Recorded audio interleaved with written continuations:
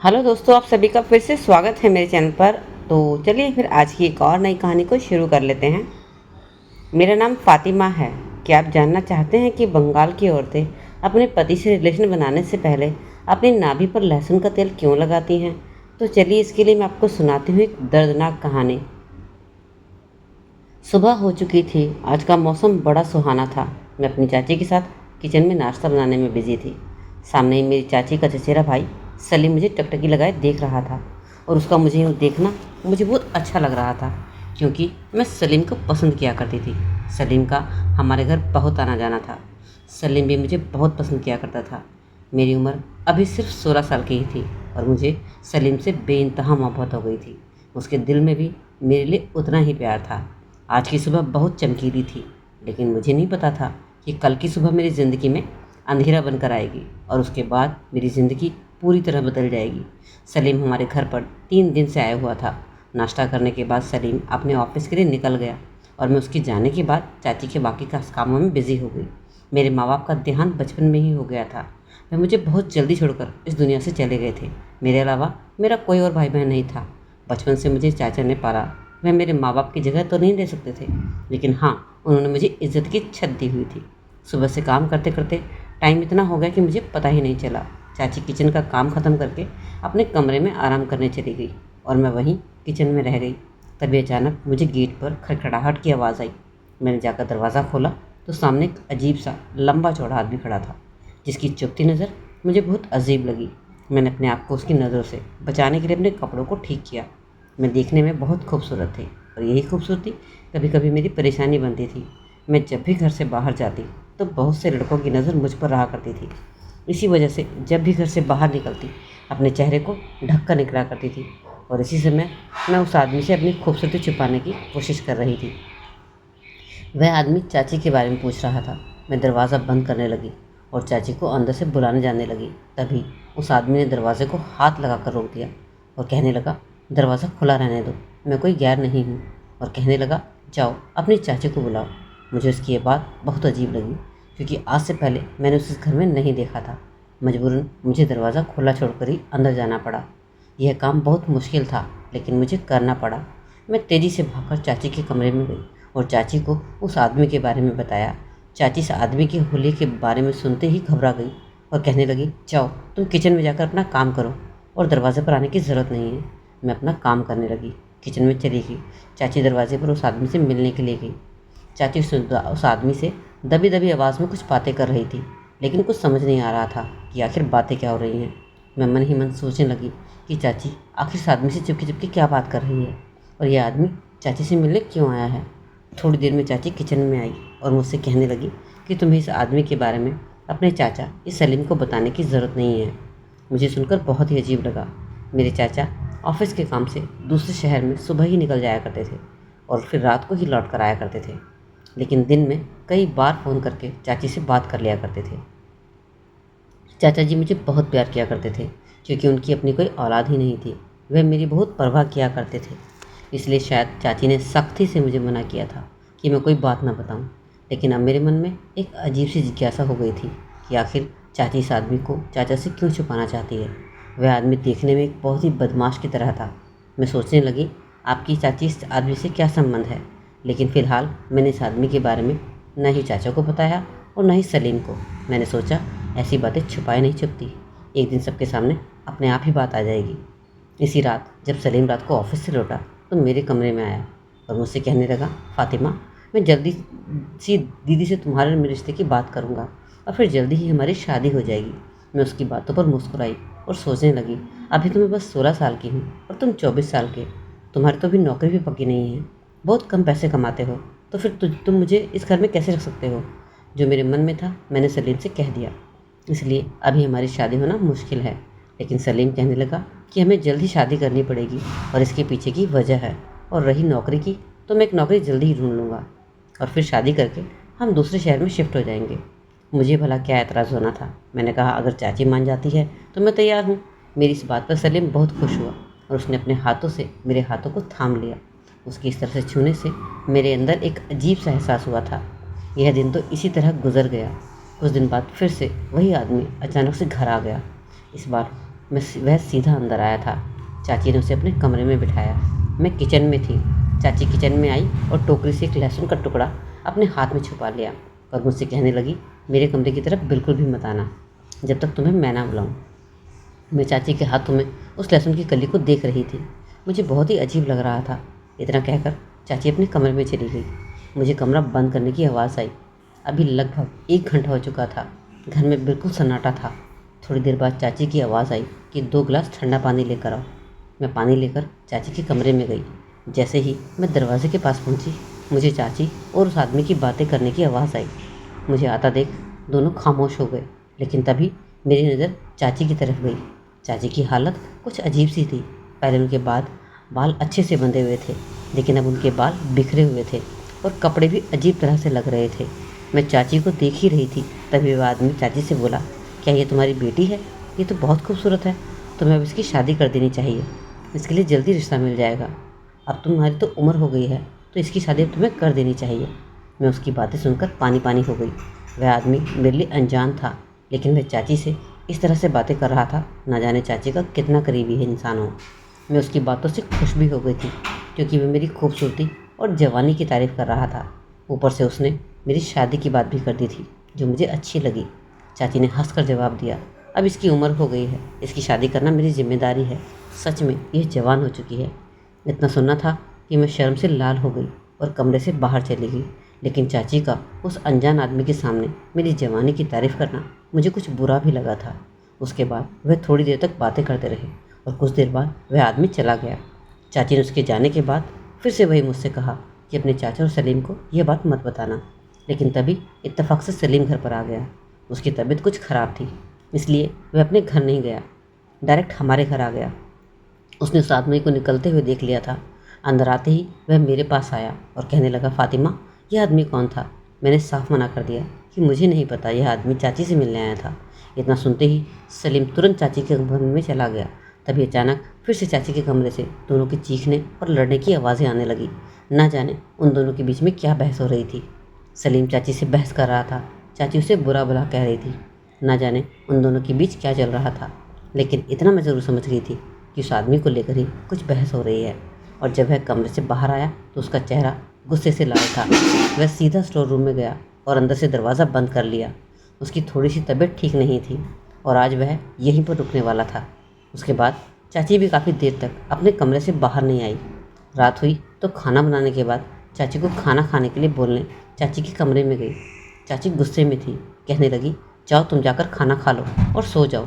उनका व्यवहार आज बड़ा ही सख्ती वाला था। ना जाने उनके और सलीम के बीच में क्या बहस हुई थी। इसका गुस्सा वह मुझ पर उतार रही थी। मैंने डरते डरते चाची से पूछा कि क्या हुआ, तो कहने लगी, तुम अनजान मत बनो, तुम्हें सब पता है, ये सब तुम्हारी वजह से हुआ है। चली जाओ मेरे सामने से। और मैं आंसू बहाते हुए उनके कमरे से निकल आई और अपने कमरे में आते ही अपनी चारपाई पर आकर फूट फूट कर रोने लगी। आज मुझे अपने माँ बाप की बहुत याद आ रही थी और मैं बस यही सोच रही थी कि आखिर चाची और सलीम के बीच में ऐसा क्या हुआ। एक मन चाहा कि जाकर सलीम से पूछती हूँ, लेकिन सलीम ने स्टोर रूम का दरवाज़ा अंदर से लॉक किया हुआ था। इस घर में सिर्फ 2 ही कमरे थे, एक चाचा का, एक चाची का और मेरा। सलीम जब भी हमारे यहाँ आया करता था वह इसी स्टोर रूम में रहा करता था। अब मुझे सुबह होने का इंतज़ार था। या तो चाची मुझे बता सकती थी या फिर सलीम। लेकिन सुबह उठी तो और भी अजीब बात हुई। सलीम घर से जा चुका था और चाची अपने घर के कामों में लगी हुई थी। उन्होंने मुझसे कोई बात नहीं की। उनका बिहेव एकदम से बदल गया था, इसलिए उनसे कुछ पूछना तो खतरे से खाली नहीं था। सुबह उठते ही मैं घर के कामों में लग जाया करती थी। आज भी मैं सफाई ही कर रही थी तो चाची के कमरे में झाड़ू लगाने लगी। वहाँ वही लहसुन की कली का आधा टुकड़ा पड़ा हुआ था जो चाची जी किचन से लेकर गई थी। मैं मन ही मन सोचने लगी कि चाची लहसुन के टुकड़े का अपने कमरे में क्यों लाई थी। क्या उस आदमी को लहसुन से काम था, या फिर चाची ने ही इस लहसुन को इस्तेमाल किया था, क्योंकि लहसुन का छिलका भी उतरा हुआ था और लहसुन थोड़ा सा दबा हुआ था। उसे खाया नहीं गया था, लग रहा था जैसे उसका रस निकाला गया हो। फिर ज़्यादा ना सोचते हुए मैंने लहसुन के टुकड़े को फेंक दिया।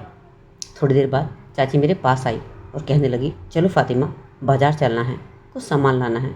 मैं कभी कभी चाची के साथ बाज़ार चली जाया करती थी, लेकिन मुझे क्या पता था चाची जी आज मुझे बाज़ार नहीं कहीं और लेकर जाने वाली थी। मैंने अपना दुपट्टा लिया और चाची के साथ चल पड़ी। हम दोनों एक रिक्शे में बैठे, लेकिन हैरानी मुझे तब हुई जब रिक्शा वाला बाज़ार को क्रॉस कर गया। मैंने चाची से पूछा, चाची बाज़ार तो पीछे रह गया। तो चाची कहने लगी, आज कुछ और सामान लाना है जिसके लिए दूसरे बाज़ार जाना पड़ेगा। मेरे प्रति उनका बिहेवियर थोड़ा सा बदला हुआ था। उसके बाद हम एक बाज़ार में पहुँचे, लेकिन ये बाज़ार अजीब से ही था। लोगों की काफ़ी भीड़ थी और कुछ अजीब से ही लोग थे। चाची मुझे किसी दुकान में न ले जाकर बाज़ार के पीछे बने घर में ले गई। एक बूढ़ी औरत ने आकर दरवाज़ा खोला। वह चाची को देखकर मुस्कुराई। चाची उसे कहने लगी, लोग इसे अपने पास रखो, मैं बाज़ार में इसका दाम लगवा कर आती हूँ। मैं चाची की तरफ अजीब नज़रों से देखने लगी कि चाची मुझे यहाँ छोड़कर क्यों जा रही है। तो चाची कहने लगी, फ़िक्र मत करो, यह भी तुम्हारी चाची जैसी है, तुम उनके साथ यहीं बैठो, मैं भी थोड़ी देर में आती हूँ। और कहकर चाची चली गई। वह औरत मुझे अंदर की तरफ ले जाने लगी और जैसे जैसे वह मुझे अंदर की तरफ ले जा रही थी, मेरी आंखें फटी जा रही थी, क्योंकि अंदर तो एक कतार से छोटे छोटे कमरे बने हुए थे। अजीब सी बदबू उन कमरों से आ रही थी और उन कमरों के बाहर बहुत सी लड़कियाँ छोटे छोटे कपड़े पहनकर खड़ी हुई थी। इतना तो मैं समझ गई थी कि यह नॉर्मल कोई जगह नहीं थी, यह कोई गलत जगह थी। वह लड़कियाँ मुझे देखकर मुस्कुरा रही थी। मैं चलते चलते उन्हें देखकर रुक गई। तभी वह औरत मुझे पीछे मुड़कर देखने लगी और कहने लगी, चलो क्या हुआ। मैंने कहा, मुझे अंदर नहीं जाना है, मुझे वापस जाना है। इस बात पर वह बूढ़ी औरत ज़ोर से हंसने लगी और कहने लगी, इस घर के अंदर जाने का रास्ता होता है, बाहर आने का रास्ता नहीं। तुम्हारी चाची तुम्हें जानबूझकर यहाँ से जा चुकी है और वह कभी वापस लौटकर नहीं आने वाली है। मैं यहाँ की मालकिन हूँ और यहाँ मेरा राज चलता है और तू भी एक लड़की है, तो तुझे भी यहाँ मेरा ही कहना मानना होगा। इतना सुनना था कि मेरे पैरों तले ज़मीन निकल गई। उस औरत ने मेरा हाथ कसकर पकड़ा तो मैंने अपना हाथ एक झटके से छुड़ा लिया और कहा, मुझे यहाँ नहीं रहना है, मेरी चाची अभी थोड़ी देर में आती ही होगी, मैं यहाँ पर किसी भी कीमत पर नहीं रहूँगी।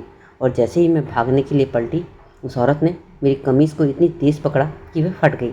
उसके बाद उस औरत ने मेरे मुंह पर एक ज़ोरदार चांटा मारा। उसके चांटे से मैं नीचे गिर गई, मेरे मुंह से खून आने लगा। वह औरत कहने लगी, अब मेरी चाची यहाँ कभी नहीं आने वाली है, उसने तुझे हमें बेच दिया है और तू हमारी अमानत है, अब तू मेरी गुलाम है। मैंने बहुत बड़ी कीमत देकर तेरी चाची से तुझे ख़रीदा है, अब खड़ी हो जा और जाकर तैयार हो जा, और शाम को कस्टमर आने वाले हैं। इन लड़कियों की तरह तुझे भी तैयार होकर यहाँ खड़े होना है। और फिर उसने एक औरत को बुलाया और मुझे उसे सौंप दिया कि मैं बड़ी हैरानी वाली आंखों से इस माहौल को देख रही थी। मैं अपनी चाची के पास 4-5 साल से रह रही थी। मैं सोचने लगी, मेरी चाची मेरे साथ ऐसे कैसे कर सकती है। मुझे समझ ही नहीं आ रहा था कि मैं क्या करूं। मैं चाहकर भी उस औरत की बात पर यकीन नहीं कर पा रही थी।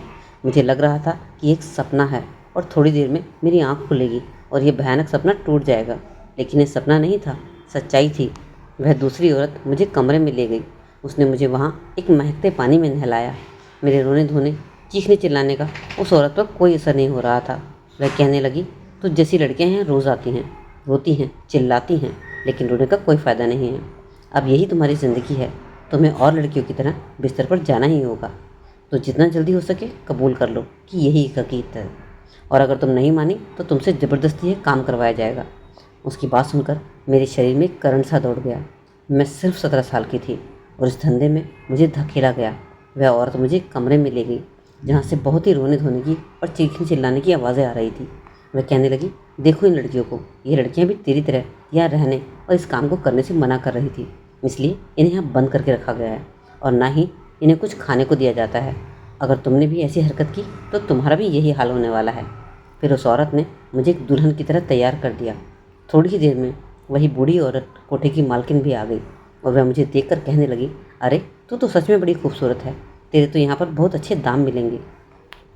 तेरी चाची को भी मैंने तेरी बहुत अच्छी कीमत दी है, इसलिए मैं सारा पैसा तेरे शरीर से वसूल करने वाली हूँ। और एक भद्दी सी हंसी हंसने लगी। जैसे ही वह हंसी, उसके पान वाले दांत दिखाई दिए, जैसे मैंने कभी फिल्मों में देखा था। आज वही सीन मेरे सामने हो रहा था। मैंने कभी नहीं सोचा था कि मेरी ज़िंदगी में ऐसा भी पल आएगा। मैंने उस बूढ़ी औरत से पूछा कि मेरी चाची मुझे यहाँ क्यों छोड़ कर गई है। कहने लगी, यह तो तुम जानो कि तुम्हारी चाची ने क्यों छोड़ा है, हमें तो बस माल चाहिए। माल कैसे और क्यों है, इससे हमें कोई मतलब नहीं होता। इतने में वह दूसरी औरत कहने लगी, अभी ये उम्र में छोटी है और इस काम के बारे में ज़्यादा कुछ भी नहीं पता है इसे, तो अभी से हम कस्टमर के पास नहीं भेजते, पहले से हम महफिल में नचाते हैं, और जब यह समझदार हो जाएगी तो हम इसे किसी अच्छे महंगे ग्राहक के सामने पेश करेंगे। उसकी बातें मालकिन को पसंद आ गई। उसने कहा, ठीक है, तुम इसे नाचने के लिए तैयार करो। इतना कहकर वह मालकिन वहाँ से चली गई। उसके बाद वह दूसरी औरत मुझसे कहने लगी कि यहाँ तक तो मैंने तुझे बचा लिया है, लेकिन एक न एक दिन तुझे कस्टमर के सामने पेश होना ही पड़ेगा। मैं जब यहाँ आई थी तो मैं भी सिर्फ 15 ही साल की थी। मुझे तो मेरी सगी माँ ने यहाँ छोड़ा था, क्योंकि मेरी माँ एक लालची औरत थी। उसे अपनी बेटी से मोहब्बत नहीं थी, हम उसे बोझ लगा करती थी। और तब से मैं यहाँ पर हूँ और हर रोज़ एक नए मर्द के साथ रहती हूँ। अब यही मेरी ज़िंदगी है। ऐसा नहीं है कि मैंने यहाँ से भागने की कोशिश नहीं की, लेकिन इस जगह का सिर्फ एक ही दरवाज़ा है जिस पर मालकिन और उसके नौकर हमेशा तैनात रहते हैं। तो यहाँ से भागने का सोचना भी मत, नहीं तो मालकिन तुम्हारा वह हाल करेगी जो तुमने कभी ज़िंदगी में भी नहीं सोचा होगा। वह दूसरी औरत बहुत ही अच्छी थी। यहाँ सब औरतों में से एक वही थी जो मुझसे अच्छे से बात कर रही थी और मुझे समझ रही थी। वह मुझे नाच सिखाने लगी। नाचते नाचते मैं रोती रहती थी और सोचती रहती थी कि न जाने क्यों मेरी चाची ने मुझे यहाँ क्यों छोड़ दिया। मुझे इस बात का अफसोस था कि वह मेरी सगी चाची थी। इसी तरह से कुछ दिन गुजर गए।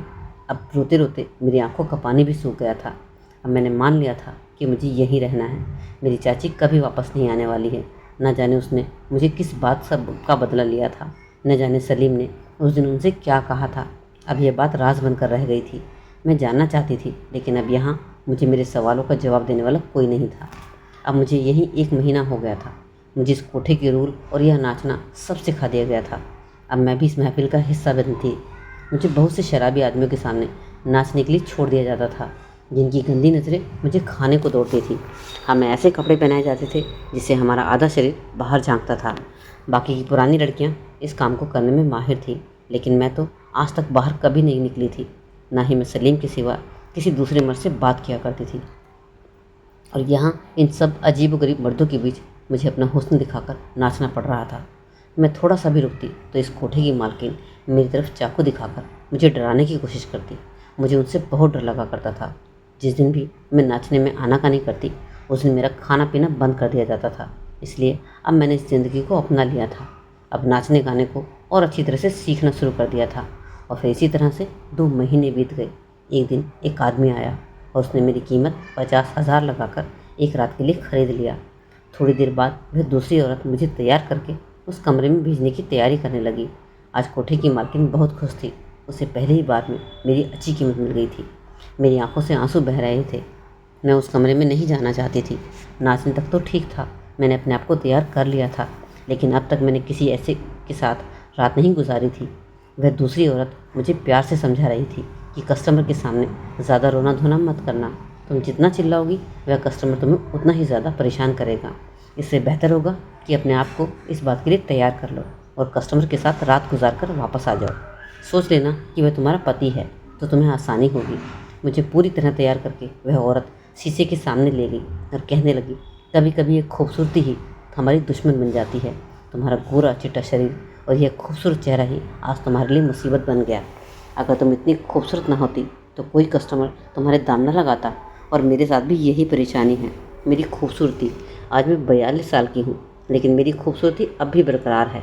इसी वजह से बहुत से कस्टमर मेरा दाम लगा देते हैं और मुझे मजबूरन उनके सामने पेश होना पड़ता है। तुम भी जब तक खूबसूरत हो तुम्हें यह काम करना ही पड़ेगा। वह दूसरी औरत मुझे दिमागी तौर पर तैयार कर रही थी और मेरे आंसू रुकने का नाम ही नहीं ले रहे थे।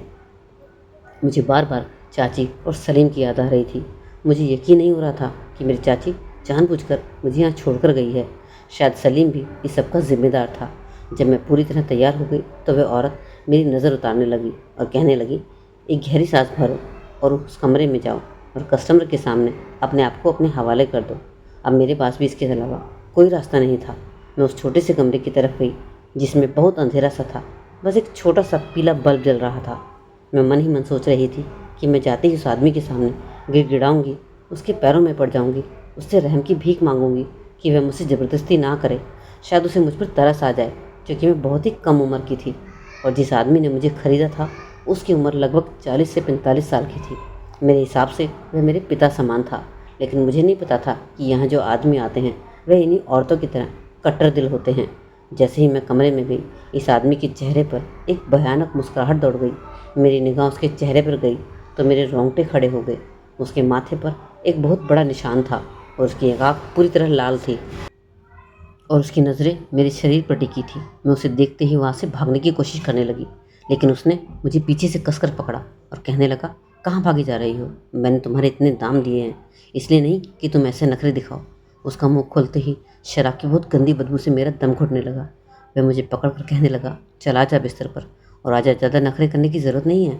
तुम जैसी लड़कियों को मैंने खूब अच्छे से हैंडल किया है। फिर उसने मुझे धक्का देकर बिस्तर पर गिरा दिया।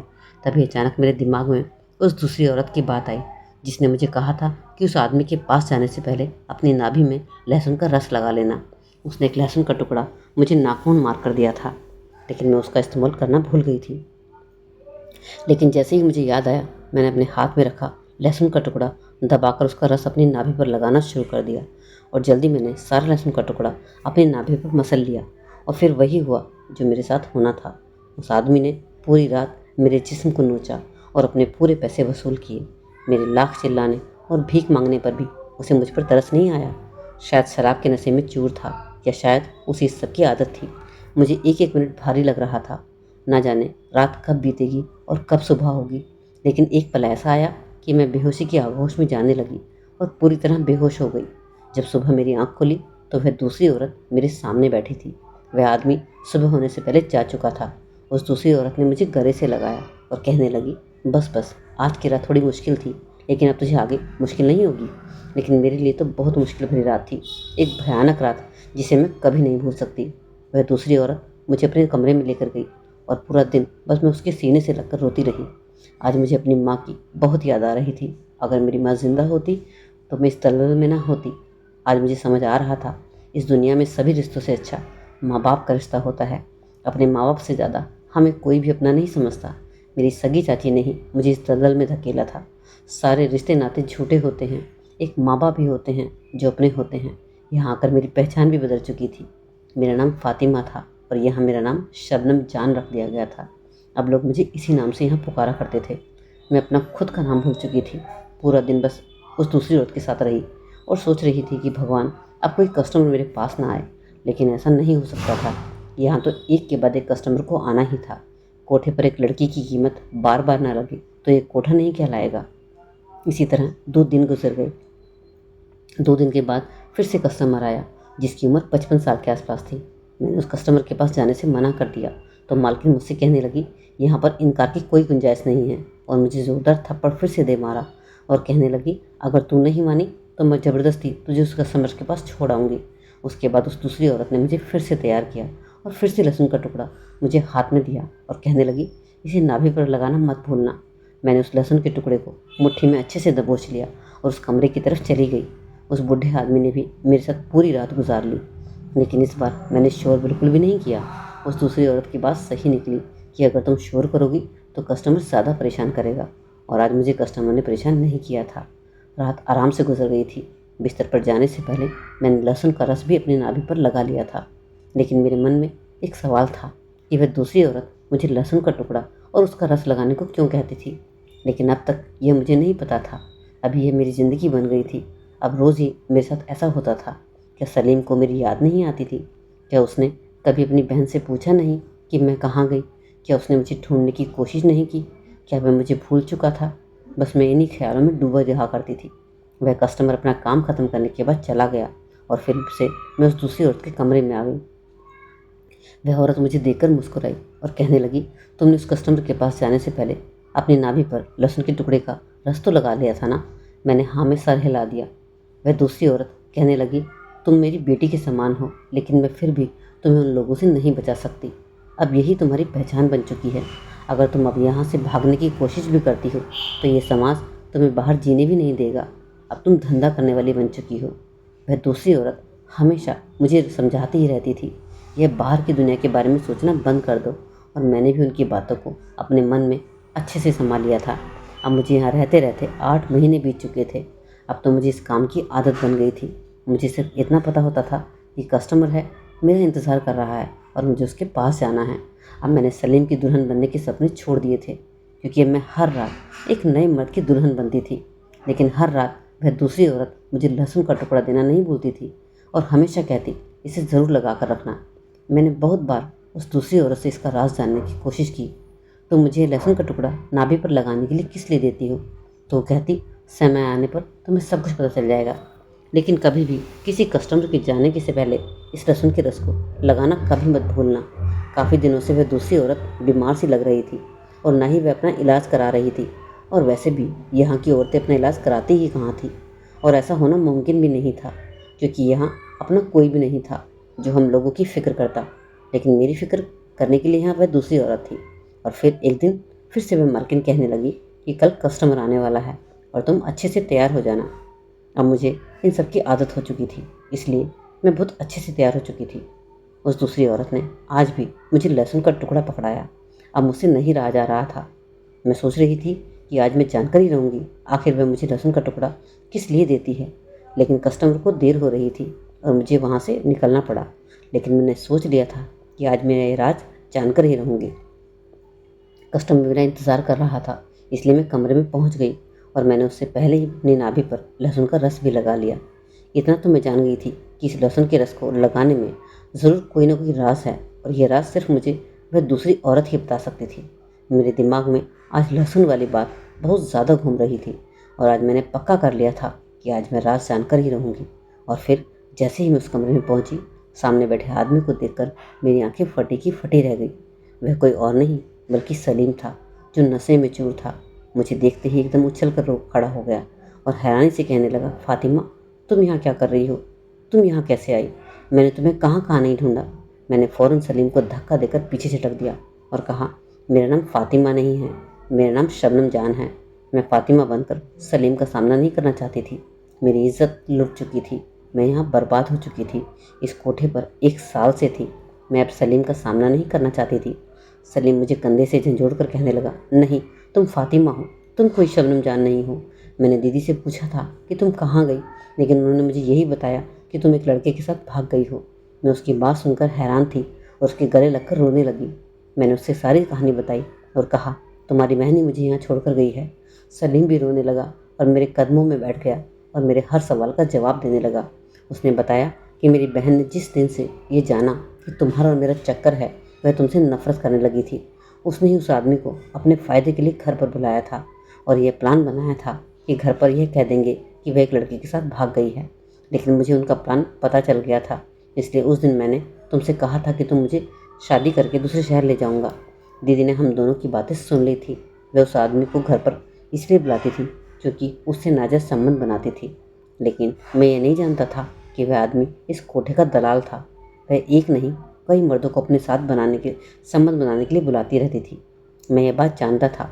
मैंने कई बार दीदी को समझाने की कोशिश भी की थी, लेकिन उन्होंने मेरी बात नहीं मानी। वह अपने आदमी को धोखा दे रही थी। उस दिन जब वह आदमी आया था और घर से बाहर निकला तो उसे देखकर मुझे बहुत गुस्सा आया था और इसी बात पर मेरी अपनी बहन से झगड़ा हो गया था। मैंने कहा कि मैं सारी सच्चाई जीजा जी को बता दूंगा। दीदी ने मुझसे रो धोकर माफ़ी मांग ली और कह दिया कि आगे से ऐसा नहीं होगा। और फिर अगले ही दिन उन्होंने मुझे बताया कि तुम किसी लड़के के साथ भाग गई हो। और वह सब बातें इतनी रो रो कर कह रही थी कि मुझे भी यकीन हो गया। फिर भी मैंने तुम्हें बहुत ढूंढने की कोशिश की।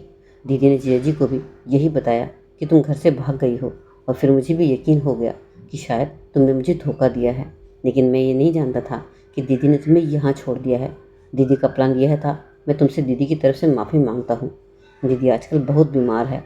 उन्हें उनके किए की सज़ा मिल चुकी है क्योंकि उन्होंने एक बिन माँ बाप की बच्ची को सताया है और अपनी गलती को छुपाने के लिए तुम्हें इस कोठे पर बेच दिया है। सलीम मुझे रोते हुए माफ़ी मांग रहा था। उसने कहा कि मैं तुम्हें इतना ज़्यादा ढूंढने की कोशिश भी नहीं की, अब मुझे यहाँ से ले जाने की ज़िद करने लगा। लेकिन मैंने साफ इनकार कर दिया और वह रोते हुए वहाँ से निकल गया। यह बात वह भी जानता था कि मैं एक वेश्या हूँ और ये समाज मुझे कभी भी स्वीकार नहीं करेगा, और शायद वह भी मुझे स्वीकार नहीं करना चाहता था। सलीम ने मेरी जुदाई में शराब पीना भी शुरू कर दिया था और वह कोठों पर जाने लगा था और आज इसी तरह कोठे पर आया था, लेकिन अपनी रात पूरी किए बगैर ही वहाँ से चला गया। सलीम के जाने के बाद मैं उस दूसरी औरत के कमरे में गई, लेकिन जैसे ही मैं उस कमरे में आई मैंने देखा वह दूसरी औरत बेहोश ज़मीन पर पड़ी थी। मैंने उन्हें छुआ तो उनका शरीर बिल्कुल ठंडा हो चुका था। वे इस दुनिया से छोड़कर जा चुकी थी। यह सब देखकर मेरे पैरों तले ज़मीन निकल गई। उनके सिवा मेरा यहाँ कोई नहीं था। मैं फूट फूट कर रो रही थी। तभी मेरी नज़र उनके हाथों पर गई। उनके हाथों में एक चिट्ठी थी। इस पर उन्होंने अपनी पूरी कहानी बयां की थी कि कैसे वह कोठे पर आई और कैसे उन्होंने अपनी पूरी ज़िंदगी बिताई, और साथ ही उन्होंने यह भी लिखा कि वे इस रस को नाभि पर लगाने के लिए क्यों कहती थी। इसमें लिखा था कि अगर लहसुन का तेल नाभि पर लगाया जाए तो उससे औरत कभी भी प्रेग्नेंट नहीं होती और बहुत सी बीमारियों से भी दूर रहती है। लेकिन यह बात उन्हें किसी ने नहीं बताई थी। लेकिन जब से उन्हें यह बात पता चली थी उसने ये नुस्खा मुझ पर आजमाना शुरू कर दिया था। उन्हें मेरी सेहत की बहुत फिक्र थी, इसलिए वह कभी भी मुझे लहसुन का टुकड़ा देना नहीं भूलती थी। मगर अफसोस, आज वह दूसरी औरत इस दुनिया से जा चुकी थी। अब मुझे वह लहसुन का टुकड़ा पकड़ाने वाला कोई नहीं था। आज मैं अपनी बची कुची ज़िंदगी इस कोठे पर गुजार रही थी, लेकिन आज भी मुझे उस दूसरी औरत की बहुत बातें याद आती हैं। उसने सच ही कहा था कि औरत अगर नाभि पर लहसुन के रस को लगाए तो कभी प्रेग्नेंट नहीं होती। मैं आज तक प्रेग्नेंट नहीं हुई और ना ही मुझे किसी बीमारी ने दबोचा। तो दोस्तों, कहानी कैसी लगी आप लोगों को? कहानी अच्छी लगी तो आपने लाइक ज़रूर कर दिया होगा और एक कमेंट ज़रूर करके बताइएगा कि इस कहानी में आप कैसा लगा, क्या उस लड़की के साथ अच्छा हुआ, क्या बुरा हुआ, ज़रूर अपनी राय बताइएगा। तो चलिए फिर कहानी को एंड करते हैं, मिलते हैं एक दूसरी कहानी के साथ एक नई वीडियो में। अपना ख्याल